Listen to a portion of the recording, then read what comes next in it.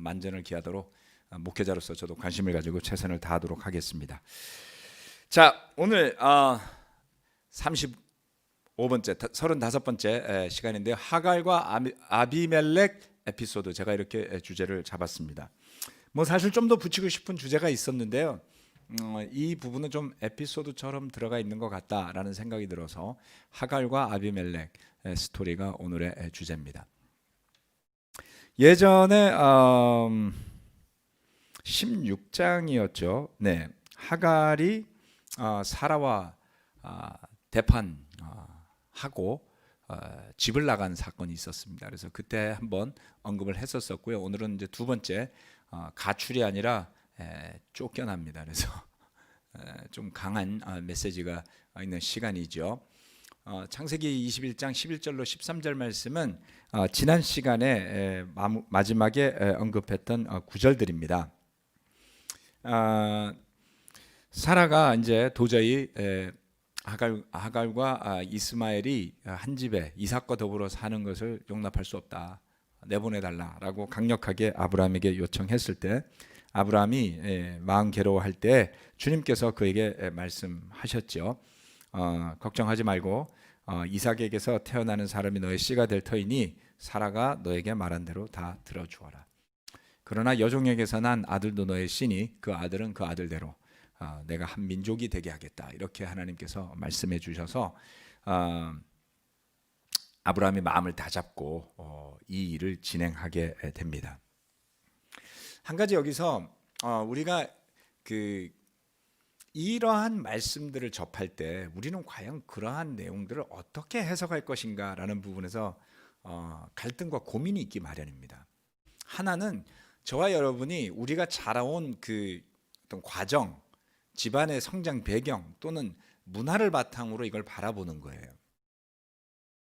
그게 있을 수밖에 없죠. 우리가 자라나고 커온 그러한 그 환경을 바탕으로 생각할 수 있게 됩니다. 또 다른 하나는 완전히 영적이고 전적인 하나님을 신뢰하는 눈으로 바라보는 거예요. 여러분이 성경 말씀을 묵상하고 해석하고 자기 나름의 신학을 만들어 갈 때에 이 두 가지가 다 같이 작용하지 않나요? 그런데 문화적이고 이성적이고 내가 아는 지식의 범위에서 해석하는 것은 때로는 유용하지만 그것이 영적인 그 해석, 성령님의 인도하심 또는 하나님에 대한 전적인 신뢰를 넘어서면 언밸런스하게 되겠죠. 그리고 그러한 신앙은 흔들리게 되고 무너지게 됩니다. 오랜 시간 성경 말씀을 공부하면서 제가 깨닫고 배우는 것들이 있습니다. 놀랍게도요, 아직 세례받지 않은 사람들도 자기 신학이 다 있어요. 예, 신학입니다, 여러분. 여러분 나름대로 각각 성경을 알아서 다 해석하세요. 그런데 성경 말씀을 꾸준히 읽으면 대체적으로 워낙 다양한 내용이 들어있고 방대하기 때문에 어떤 오류들은 그 말씀을 읽어나가는 과정에서 대부분 해소가 되고 자리가 잡히게 됩니다. 한눈에 그것을 다 파악하기 굉장히 어렵기 때문이죠. 그런데 종종 가다 보면 종종 각각의 신학을 형성하고 나서 예컨대 교회는 이래야 한다, 또는 제자는 이래야 한다, 뭐 각각의 나름의 신학들이 막 만들어져요. 그리고 그러한 것이 교회 내에서 모이게 되면 이게 막 이제 충돌하는 거예요.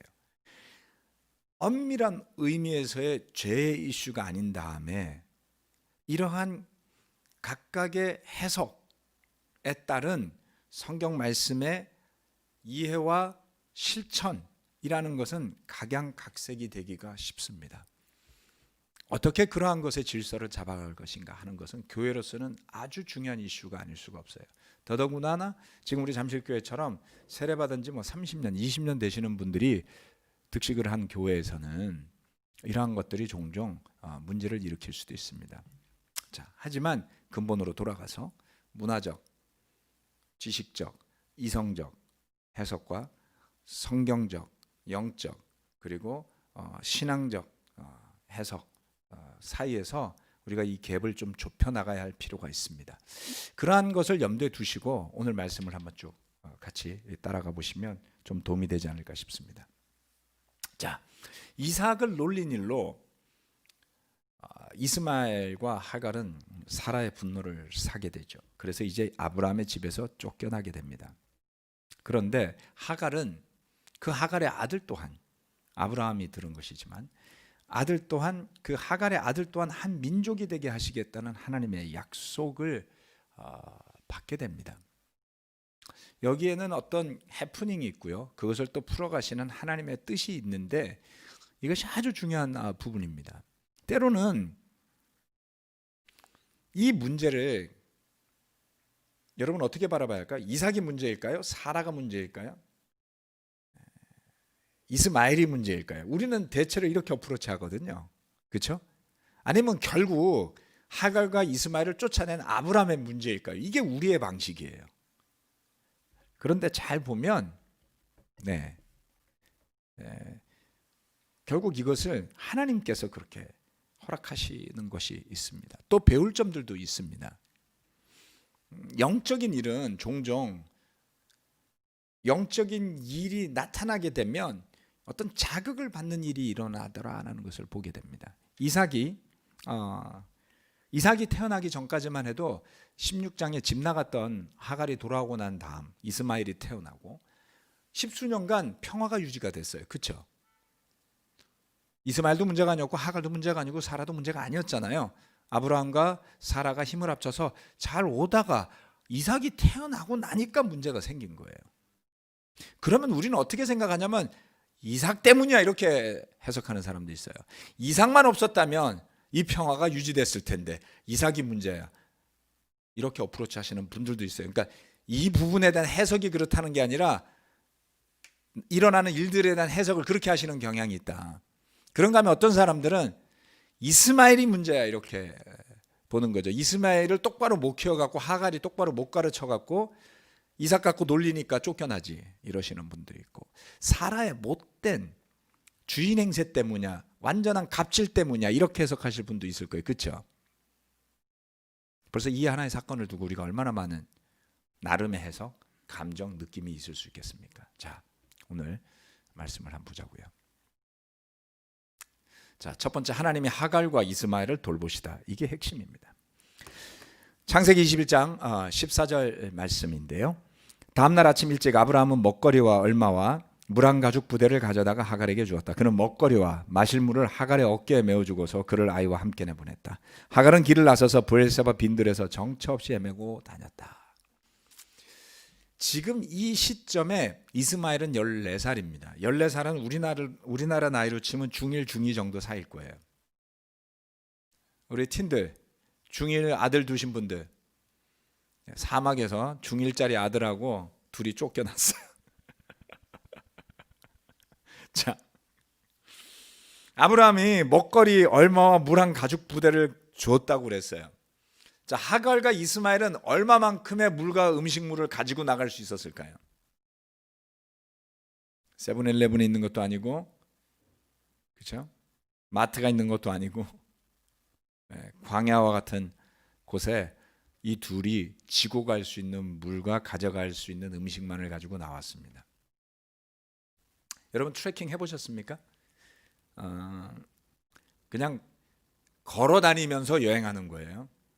중간에 뭐 사 먹는 거 없이 산속에 혼자 걸어 다니면서 음식과 물을 지고 가라 그러면 요즘같이 그 잘 만들어진 등산 백팩이나 장비가 없이는 많은 물건을 지고 갈 수가 없습니다. 특히 어린애라면. 자, 참고로 제가 써놓은 것은 창세기 16장 16절 말씀인데요. 하갈과 아브라함 사이 이스마엘이 태어난 때 아브라함의 나이는 86이었다. 86인데 지금의 아브라함은 100세 때 이삭을 낳았다 그랬잖아요. 그리고 이삭의 돌잔치를 할 때니까 이때쯤은 14, 15이었다라고 제가 추정하는 겁니다. 나이를 얼추. 자, 이 하갈과 이스마엘의 아주 딱한 사정이 아주 생생하게 묘사되어 있는데요. 아주 드라마틱합니다.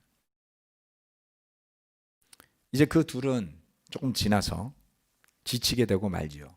가지고 온 물도 다 떨어지게 됩니다. 브엘세바라는 그들이 헤매고 다닌 들, 그곳은 예루살렘 서남쪽, 자 보시면 사해가 나오죠. 여러분 보시는 그림의 오른쪽에 보면 사해 밑에 끝에서 왼쪽으로 되어져 있습니다. 비옥하고 물이 좋은 땅은 저 사해 끝부분에 있는 시딤 계곡이라고 그랬어요. 소돔과 고모라가 있는 곳이라고 그랬죠. 거기는 멸망당했고요. 예루살렘을 중심으로 해서 저 블레셋 지역은 비록 그곳은 좀 녹색이 있어 보이죠. 해안가에 저기는 좋은 땅입니다. 그런데 예루살렘으로부터 내려와서 쭉 브엘세바까지 오는 이 자리는 여러분이 보시는 그 오른쪽에 그림에서 보듯이 굉장히 황량한 곳이에요. 예. 저곳을 물자루 하나하고 음식을 조금 가지고 정처 없이 떠돌다가 헤매고 다니다가 길을 잃은 것 같습니다. 길을 잃으면 훨씬 더 빨리 에너지가 떨어집니다. 불안하기 때문에 초조해지고요. 사람이 느긋하면 좀 더 에너지를 덜 쓰는데 초조하면 금방 에너지가 떨어지게 되죠. 그래서 21장 15절로 16절 말씀은 그러한 상태를 묘사하고 있습니다. 가죽 부대에 담아온 물이 다 떨어지니 하갈은 아이를 덤불 아래 뉘어놓고서 아이가 죽어가는 꼴을 참아볼 수가 없구나 하면서 화살 한바탕 거리만큼 떨어져서 주저앉았다. 그 여인은 아이 쪽을 바라보고 앉아서 소리를 내어 울었다.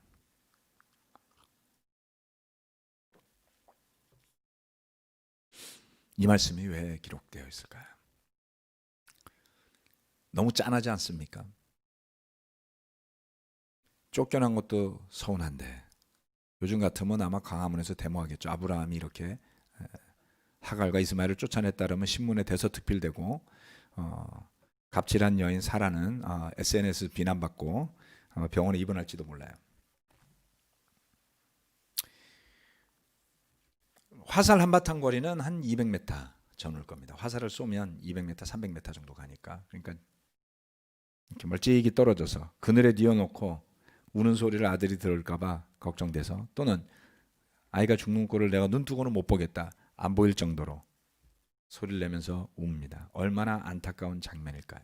바로 이런 일을 걱정했기 때문에 아브라함이 망설였었겠죠. 무기력한 젊은 여성, 아직은 미성년자인 철 모르는 아들, 이 모자가 앞으로 어떻게 살아가야 할까요? 그런데 하나님께서는 그들을 내보내라고 하셨어요. 이유가 있었습니다. 하나님께서 하갈과 이스마엘을 돌보시려고 했기 때문이었던 것입니다. 17절로부터 21절 말씀은 이렇게 이야기합니다. 하나님이 그 아이가 우는 소리를 들으셨다. 하늘에서 하나님의 천사가 하갈을 부르며 말하였다. 하갈아, 어찌 된 일이냐? 무서워하지 말아라. 아이가 저기에 누워서 우는 저 소리를 하나님이 들으셨다. 아이를 안아 일으키고 달래어라. 내가 저 아이에게서 큰 민족이 나오게 하겠다. 하나님이 하갈의 눈을 밝히시니 하갈이 샘을 발견하고 가서 가죽 부대에 물을 담아다가 아이에게 먹였다. 그 아이가 자라는 동안에 하나님이 그 아이와 함께 계시면서 돌보셨다. 그는 광야에 살면서 활을 쏘는 사람이 되었다. 그가 바란 광야에서 살 때 그의 어머니가 그에게 이집트 땅의 여인을 데려가서 아내로 삼게 하였다. 이것이 하갈과 이스마엘의 짧은 스토리입니다. 하갈은 이슬람교에서는 아주 위대한 여인으로 추앙받습니다.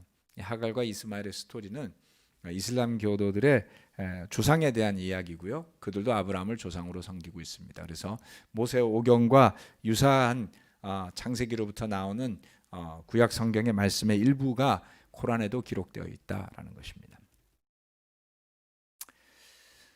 브엘세바라는 단어는 일곱 우물 또는 맹세 우물 이라는 뜻을 가지고 있습니다. 나중에 민수기에서도 나오고요.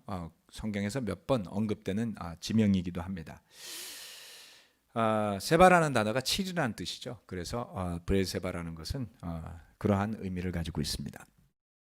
물이 없어서 죽어가던 하갈과 이스마엘. 하갈은 이때 지난번에 나타났던 하나님의 천사를 왜 떠올리지 못했을까요? 울기만 했어요. 그런데 천사가 다시 나타났습니다. 그리고 놀랍게도 바로 옆에 샘이 있었어요. 그렇죠? 그런데 하갈은 그 샘을 찾지 못했습니다. 저는 이런 경험을 날마다 하고 삽니다. 분명히 마스크를 벗어났는데 마스크가 없어요. 분명히 차 열쇠를 테이블에 얹어놓은 것 같은데 테이블에 들어있지 않고 옷장에 걸려있는 수많은 옷 사이에 들어있습니다. 급하게 나가려고 하는데 안 보입니다. 저는 하갈의 심정을 이해할 수 있어요.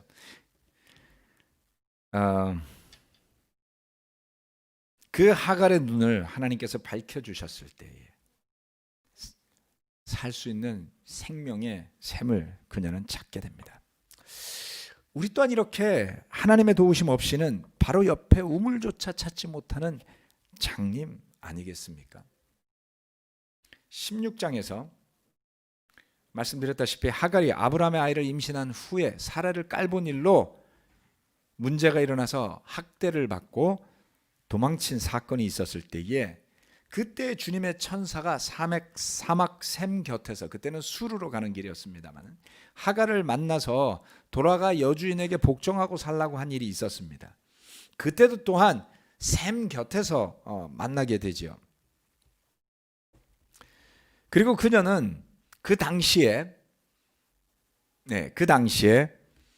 천사로부터 내가 너에게 많은 자손을 주겠다, 자손이 셀 수도 없을 만큼 불어나게 하겠다라는 말을 듣습니다. 그리고 더불어서 그의 아들이 들나귀처럼 되어서 모든 사람과 싸울 것이다 라는 이야기도 듣습니다. 이것은 27번째 강의 시간에 했던 설교 말씀에 들어있으니 다시 한번 기억하시고 싶은 분들은 창세기 16장을 다시 한번 읽어보시거나 그 클래스를 돌아가서 보시기 바랍니다. 하갈은 하나님에 대해서 무지하지 않았습니다. 저는 이것을 하갈의 신앙이라고 봐요. 그런데 그녀는 성격에 문제가 조금 있었죠. 사라가 하갈을 추천했을 때는 분명 사라는 하갈을 믿었던 것 같아요. 그랬는데 이걸 웬걸, 임신하니까 사람이 달라져. 화장실에 들어갈 때와 나갈 때 다르다, 우리는 이런 말이 있잖아요. 그렇죠? 사람이 달라지더라. 그래서 학대를 받게 되었던 것이죠. 사례와 잘 지내지 못했습니다. 그리고 이제 이삭이 태어나니까 그 갈등이 최고조에 달하게 됩니다. 종종 이런 갈등은 하나님께서 그 하나님의 경륜을 펼쳐나가는 어떤 계기가 되는 것이죠. 우리 교회 안에서도 많은 문제들이 일어났습니다. 때로는 갈등이 있습니다. 그럴 때 우리의 시야는 종종 그것이 이삭의 문제인가, 이스마엘의 문제인가, 사라의 문제인가, 아브라함의 문제인가라는 쪽으로 눈을 돌리게 돼요. 왜 하나님이 이 일을 우리에게 허락하셨는가를 먼저 묻는 저와 여러분이 되셔야 됩니다. 그렇다면 그 일이 내 마음에 드는가 들지 않는가는 중요하지 않아요. 여러분, 우리가 내 마음에 든다 안 든다의 신앙으로 가시지 말아야 합니다. 그렇게 생각하면 하나님이 천지 창조하신 것도 마음에 안 드시면 어떡하실 거예요? 우리 자존감의 문제 이야기하지 않습니까? 자존감 낮으신 분들 많죠? 그냥 자기 생긴 게 싫다는 거예요. 자기의 됨됨이가 싫은 거예요. 얼마나 부모에게 상처가 되는 이야기일까요? 물론 부모는 자녀들이 그렇게 되지 않도록 잘 가르쳐야 할 책임을 가지고 있습니다. 그래서 여러분, 자녀들을 키울 때 절대 비교하지 마세요. 가장 비참한 겁니다. 엄친아되는 거. 그렇죠? 네. 하나님이 주신 달란트를 찾을 수 있다는 믿음을 심어 주셔야 합니다. 하나님 안에서의 자존감, 재산에 대한 자존감이 아니고요, 지위에 대한 자존감이 아니고요, 하나님이 주신 것을 찾을 수 있다는 믿음을 심어주면 그런 자존감, 네가 나의 자녀가 된 것이 하나님의 뜻이었다는 것을 심겨준다면 여러분이 어떤 환경에서 살아가건 여러분의 자녀는 여러분의 자녀인 것을 감사하게 될 겁니다. 그게 진정한 자존감 아니겠습니까? 아무튼 우리의 시야가 내 마음에 들고 안 들고 내가 분석하는 대로의 관점이 아닌 왜 하나님이 이것을 허락하셨을까입니다. 우리나라에 많은 분쟁이 있습니다. 분열이 있습니다. 정말 시끄럽죠. 어떨 때는 화가 나요. 그래서 제가 하나를 분명히 믿습니다. 하나님이 허락하시지 않았다면 이런 일은 일어나지 않을 것이다. 그리고 하나님께서 그렇게 허락하신 이유가 거기에 있을 것이고, 우리는 그러한 하나님의 경륜 안에 들어있음을 망각하지 않는다면 우리는 그 하나님의 뜻이 이루어지는 것을 보게 될 것입니다. 어려운 일이 또 닥칠 겁니다. 또 어떤 영적인 일이 일어나려고 할 때에 또 어떤 갈등이 있을 수도 있습니다. 또 어떤 사탄의 장난질이 있을 수도 있습니다. 그런 일이 날 때 우리는 두 번 다시 이삭의 문제인가? 이스마엘의 문제인가? 아브라함의 문제인가? 사라의 문제인가?로 돌아가지 맙시다. 이것을 통해서 주님께서는 내가 무엇을 발견하고 믿게 되기를 원하는지를 보는 믿음의 시야를 가지시기 바랍니다.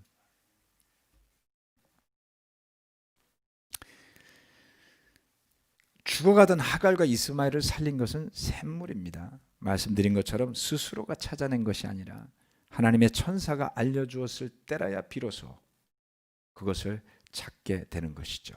이 하갈과 이스마엘의 이야기, 이 나레티브라고 학자들이 부르죠. 이 이야기가 우리에게 시사하는 바가 분명히 있다는 것을 생각하시면서 한 번 더 떠올려 보시기를 바랍니다. 자, 비록 아브라함이 아내 사라의 요청에 따라서 하갈과 이스마엘을 집에서 내보내기는 하였지만 그것은 끝이 아니었습니다. 하나님은 천사를 통해서 그리고 다른 방법을 통해서 이스마엘과 함께 하셨고 그를 돌보셨다는 것입니다. 그 아이와 늘 함께 계시면서 돌보셨다. 약속의 아들이 아닌 이스마엘이었지만 그는 아브라함을 통해 태어난 아이였고 하나님께서 아브라함에게 약속하셨듯이 그도 축복을 받는 사람이 됩니다. 이것은 하나님의 신실하심이 우리 인간의 이해의 범위를 넘어섬을 보여주는 것이다 라고 저는 믿습니다. 두 번째, 아비멜렉과 맺은 언약입니다. 그리고 넘어가면 갑자기 뜬금없이 아비멜렉 이야기가 나와요. 아비멜렉 이야기. 아비멜렉은 이 전장에서 아브라함이 소돔과 고모라가 멸망당하고 난 뒤에 갑자기 그랄로 내려간다는, 그렇죠? 남방으로 가서 아비멜렉에게 갔던 사건을 떠올리게 되죠. 그때 많은 재산을 받아서 나왔습니다. 그런데 이번에는 좀 더 흥미로운 장면이 전개가 돼요. 21장 22절로 24절입니다. 그 무렵에 아비멜렉과 그의 군사령관 비골이 아브라함에게 말했다. 하나님은 당신이 무슨 일을 하든지 당신을 도우십니다. 이제 여기에 하나님 앞에서 당신이 나와 나의 아이들과 나의 자손을 속이지 않겠다고 맹세하십시오. 당신이 나그네 살이를 하는 우리 땅에서 내가 당신에게 한 것처럼 당신도 나와 이 땅 사람들에게 친절을 베풀어 주시기 바랍니다. 아브라함이 말하였다. 맹세합니다. What happened? 무슨 일이 일어나고 있나요? 아비멜렉은 그 지역의 왕입니다. 멜렉이라는 건 왕이라는 뜻이고요. 아비라는 것은 아버지라는 뜻이거든요. 왕의 아버지라는 이름을 가진 거예요. 그 멜렉자가 들어가면 다 왕인 겁니다. 그 왕과 그의 군사령관이 아브라함을 찾아왔는데 갑자기 하나님 이야기하면서 우리를 속이지 않는다고 맹세해달라. 그리고 친절을 베풀어달라. 와. 내가 당신에게 호의를 베풀었듯이 이제 당신도 나에게 친절을 베풀어 달라고 그랬더니 아브라함이 맹세한다 그랬어요. 자, 그 다음 이야기도 흥미롭습니다. 25절로 27절. 이렇게 말하고 나서 아브라함은 아비멜렉의 종들이 우물을 빼앗은 것을 아비멜렉에게 항의하였다. 그러나 아비멜렉은 이렇게 말하였다. 누가 그런 일을 저질렀는지 나는 모릅니다. 당신도 그런 말을 여태까지 나에게 하지 않았습니다. 나는 그 일을 겨우 오늘에 와서야 들었습니다. 아브라함이 양과 소를 끌고 가서 아비멜렉에게 주고 두 사람이 서로 언약을 맺었다. 언약을 세웠다. 자, 이번에는 보니까 무슨 일이 있었죠? 자, 아브라함의 종들이 우물을 뺏겼어요. 아비멜렉의 종들에게. 그래서 항의를 했고 아비멜렉은 모른 척하는 건지 정말 몰랐는지 모르지만 아브라함이 양과 소를 끌고 와서 아비멜렉에게 주고 언약을 세웁니다. 언약을 세우는 과정에서 저번에 보면 하나님과 언약을 세울 때 짐승을 갈라놓고 하는 그런 과정을 설명드렸었죠. 그래서 그러한 상세한 내용은 나와 있지만 양과 소를 끌고 오고 아마 언약 파티를 열었을 가능성이 높습니다. 그리고 두 사람이 언약을 세웠다고 이야기를 했죠. 그리고 28절로 31절 아브라함이 양떼에서 새끼 암양 7마리를 따로 떼어놓으니 아비멜렉이 아브라함에게 물었다. 새끼 암양 7마리를 따로 떼어놓은 까닭이 무엇입니까? 아브라함이 대답하였다. 내가 이 우물을 파놓은 증거로 이 새끼 암양 7마리를 드리려고 합니다. 이 두 사람이 여기에서 이렇게 맹세를 하였으므로 그곳을 브엘세바라고 한다. 자, 브엘세바가 그래서 이름이 붙은 거예요. 맹세했기 때문에, 언약을 세웠기 때문에, 또는 7 우물이 7개가 있다라는 의미로 브엘세바라는 이름을 가지게 된 겁니다. 자, 그래서 마지막으로 아브라함과 아비멜렉이 브엘세바에서 언약을 세운 다음에 아비멜렉과 그의 군사령관 비굴은 블레셋 사람의 땅으로 돌아갔다. 아브라함은 브엘세바에 에셀나무를 심고 거기에서 영생하시는 주 하나님의 이름을 부르며 예배를 드렸다. 우물에서요. 아브라함은 오랫동안 블레셋 족속의 땅에 머물러 있었다. 자, 블레셋 족속이 사는 땅이 좀 더 비옥한 땅이었다라는 것을 아까 그 그림을 보시면서 좀 생각할 수 있었겠죠. 아브라함이 이 아비멜렉과 언약을 맺은 다음 평화롭게 블레셋에 가서 한동안 지내는 것을 볼 수가 있습니다. 그런데 이제 이 아브라함의 이야기는 점점 클라이맥스를 향해서 가고 있는 겁니다. 21장 이삭의 이야기가 나오면 이제 스토리는 아브라함에서 이삭으로 이야기가 넘어가게 돼요. 21장이 거의 클라이맥스라고 보는 게 맞을 것 같습니다. 이삭을 제물로 바치는 장면이 나오는 그때가요. 그런데 그 와중에 아비멜렉과 아브라함 사이에 일어난 에피소드가 등장하는데 이것이 무엇을 뜻하는 걸까라는 겁니다.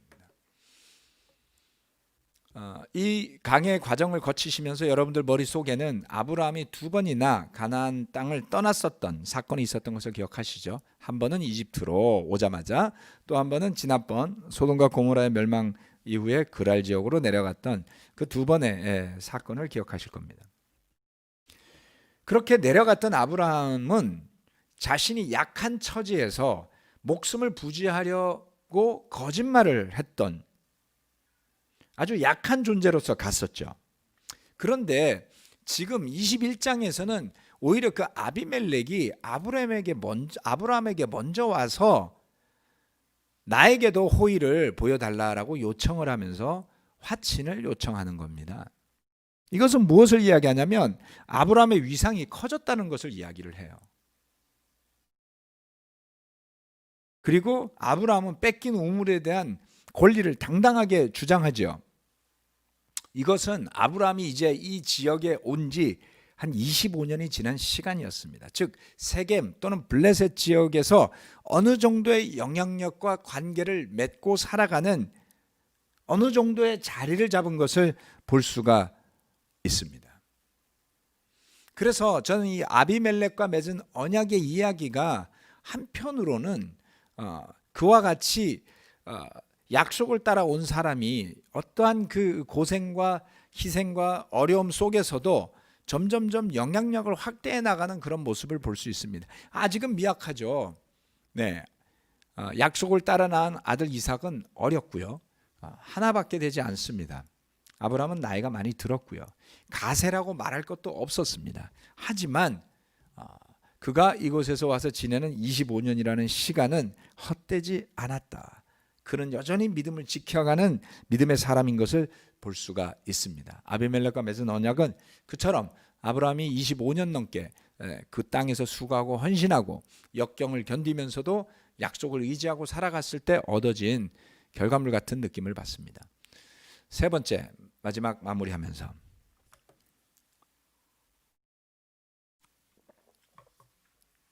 하갈의 이야기 2번 다 셈이 등장합니다. 우물은 아브라함과 그의 후손들에게 아주 중요한 의미를 띠고 있었죠. 창세기 내내 우물 이야기가 나옵니다. 야곱은 우물을 많이 팠어요. 먹고 살려고요. 네.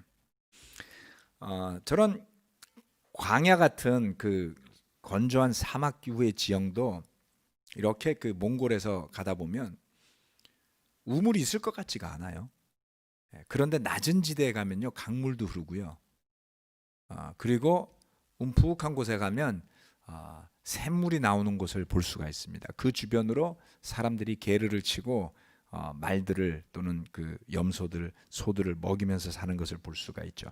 아마 그 팔레스타인 지역도 비슷했던 것 같습니다. 그래서 그 우물을 찾는 것 또는 조금 파내려가면 샘물을 찾는 것이나 또는 조금 더 파내려가면 샘물까지는 아니지만 우물을 만들 수 있는 곳들도 분명히 있었죠. 그러한 것은 아주 살아가는 그 근본이 되는 우물은 상징적인 의미를 띠고 있는 것 같습니다. 광야의 샘물, 아브라함과 그의 후손들이 만들었던 우물, 이런 모든 것들이 합쳐져서 결국 저는 요한복음 4장의 이야기로 연결된다. 많은 신학자들도 그렇게 보고 있죠. 어떤 상징성이 있습니다. 샘물, 우물, 물 이런 것들이. 요한복음 14장 12절, 14절 말씀을 보면 이렇게 이야기하고 있습니다. 사마리아 여인이 내가 앞에 글이 빠졌네요. 네. 자, 12절 말씀을 제가 읽어드리겠습니다. 그 구절이 저기에 빠져 있습니다. 이 우물을 우리에게 준 우리 조상 야곱과 그의 아들들과 가축이 다 이 물을 마셨습니다. 선생님은 야곱보다도 위대하십니까? 사마리아 여인은 야곱을 이야기하죠. 그 우물이 야곱으로부터 내려온 우물이다. 아브라함, 이삭, 야곱에 걸쳐서 만들어졌던 확보했던 우물이 예수님 시대에도 존재하고 있었습니다. 그녀에겐 야곱은 위대한, 지금까지 우리에게 이 우물을 마시게 해준 우물의 근원인 사람, 조상이었죠. 그런데 주님은 이렇게 말씀하셨습니다. 내가 주는 물을 마시는 사람은 절대로 목마르지 않을 것이다. 참으로 내가 주는 물은 그에게 끊임없이 솟구쳐 나오는 영원한 생명의 샘물이 될 것이다.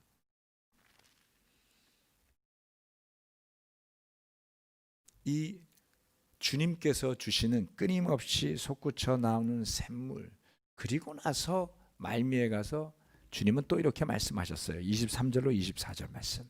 아버지께 진정으로 예배하는 사람들이 영적인 진실한 예배를 드릴 때가 오는데 바로 이때이다. 아버지께서는 이렇게 예배하는 사람을 찾으신다. 하나님은 영이시다. 그래서 예배하는 사람은 영적인 진실한 예배를 드려야 하는 것이다. 아니, 우물 옆에 놓고서 너무 장대한 말씀이 나온 거 아닌가요? 너무 뜬금없잖아요. 이 여자 물 한 잔 얻어먹으러 온 것 같은 아저씨가 거기서부터 시작해가지고 막 생명의 말씀, 영원한 생명의 샘물 이야기 나오고 뭐 이제 영적인 진실한 예배 나오고 뭐 난리가 난 거예요. 그러면 이 사마리아에 위치한 야곱의 우물에서 예배를 드리라는 걸까요? 아마도 저는 안 가봤지만 거기 분명 예배당 세워놨을 겁니다. 누군가는. 그렇지 않습니다. 진정한 샘물, 영원한 생명의 샘물, 그것은 우리 모두가 알고 믿듯이 바로 우리 주 예수 그리스도시죠. 그래서 우리가 드리는 예배 장소, 방법, 순서 이런 것보다 더욱 중요한 것은, 물론 그것도 교회 덕을 세우도록 해야 되겠지만 주님 그 자체가 되는 겁니다. 기술의 발달로 우리는 이렇게 인터넷으로도 예배를 드리게 됐잖아요. 시공을 초월하는 겁니다, 여러분. 그런데 우리는 오늘도 예수님을 통해 그의 생명의 물을 마셔야 하는 것입니다. 주님이 주시는 물은 목마르지 않다고 했어요. 왜요? 부족함이 없기 때문이죠. 그 물은 문제가 없는데요, 우리가 문제가 있어요. 자꾸 까먹어요. 제가 고혈압약을 먹거든요. 여러분 혈압 조금이라도 높으면 빨리 먹으세요. 고혈압약 먹는 게 나쁜 게 아니더라고. 저는 약 먹으면 죽는 줄 알았는데 여러 가지로 좋습니다. 아무튼 맨날 약을 먹었는지 안 먹었는지 기억이 안 나요. 저녁 때가 되면 아침에 약을 먹었나? 네, 그래서 어떨 때는 약통에다가 젊은데 그러면 큰일 난다고요? 네, 아닙니다. 약통에다 올라와서 목금토 하나씩 넣어놓고 먹어본 적도 있고 귀찮아서 이제 그것도 안 해요. 약통에 넣어놓고 하나씩 꺼내 먹어요. 저녁 때쯤 되면 아침에 먹은지 점심에 먹은지 생각이 안 나요. 그러다 한 2개씩 먹으면 큰일 날까요? 박 원장님 답변해 주세요. 나중에. 안 물어봤습니다. 어느 날은 까먹고 안 먹는 것 같고요. 어느 날은 까먹고 2알 먹는 것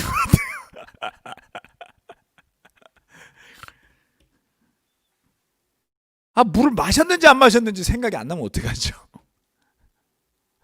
생수에 문제가 있는 게 아니고요. 그 생수가 우리 안에서 빨리 까먹혀지면 그 생수가 계속 흐르게 해야지 되죠. 예수님의 말씀은 우리를 목마르게 하지 않습니다. 부족함이 없습니다.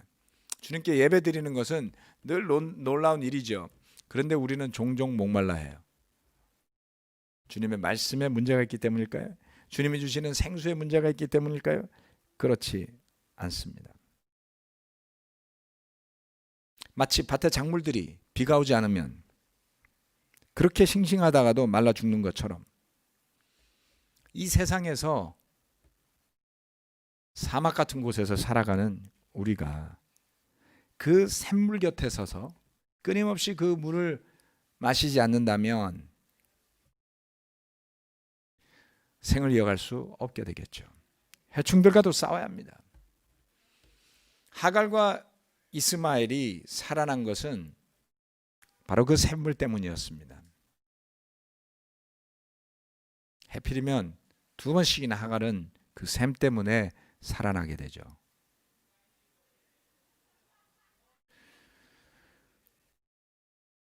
우리도 하갈처럼 방황하고 헤매다가 죽겠다 싶어서 울부짖는 순간에 주님께서 구원해 주신 분들이 많을 겁니다. 저는 그러한 때에 구원을 받았습니다. 그러지 않아도 구원을 받았다면 여러분 복이 있는 분들이죠. 그런데 우리가 어떤 여건에 있었건 우리는 그 물을 잘 찾지 못했어요. 그리고 성령님께서 우리를 터치해 주시면서 하나님의 은혜로 우리가 죄인임을 깨닫게 되고 예수님을 주님으로 부르면서 회개하고 죄사함을 받는 세례를 받았을 때 비로소 우리는 생명수의 대열에 참여하게 된 것입니다. 주님이 불러주시는 순간까지 그 생명수가 우리 안에 끊이지 않도록 그 샘 옆에서 그 샘을 찾는 눈이 흐려지지 않도록 함께 서로를 격려하면서 날마다 거듭나는 믿음으로 갈 수 있게 되기를 권해드립니다. 오늘 하갈과 아비멜렉 에피소드를 통해서 생각해보는 몇 가지 말씀을 나누었습니다. 함께 기도하고 마치겠습니다.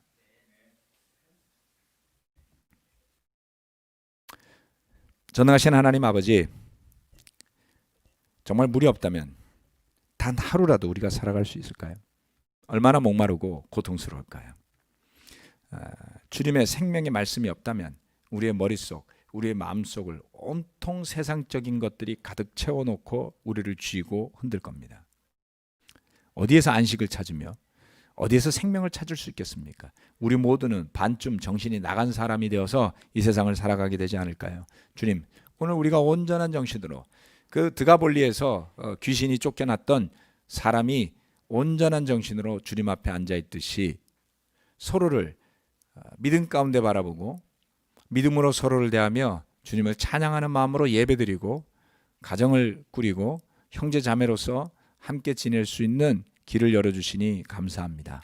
그 생명의 샘물이 우리에게서 우리 눈에서 사라지지 않을 수 있도록 늘 우리의 눈을 깨워주시고 열어주시고 우리의 영의 눈을 그처럼 살려주셔서 주님의 말씀 안에 거하며 정말 물가에 심긴 나무처럼 열매 맺고 번성하는 그리스도인들로 살아가도록 저희 모든 형제자매들 그리고 자녀들을 축복해 주시길 기도합니다. 이제 입시가 얼마 남지 않았습니다. 혜원이는 그 유치원 임용고시를 본다고 하니 또 준비시켜 주시고 또 우리 가운데 재수하는 형제들도 있고 또 고3이 되어서 수험생으로서 마지막 관문을 향해 열심히 달리며 원서 내고 수시 준비하는 자녀들도 있습니다. 주님 그들 모두를 기억하여 주십시오. 어려운 가운데 있는 형제 자매들도 있으리라 믿습니다. 주님의 위로가 함께 하시고 오늘 또한 그 생명의 말씀이 헛되지 않아서 목을 축이고 편안한 마음으로 잠자리에 드는 형제 자매들 되도록 축복하여 주시기 바라며 예수님 이름으로 기도합니다. 아멘. 마치겠습니다.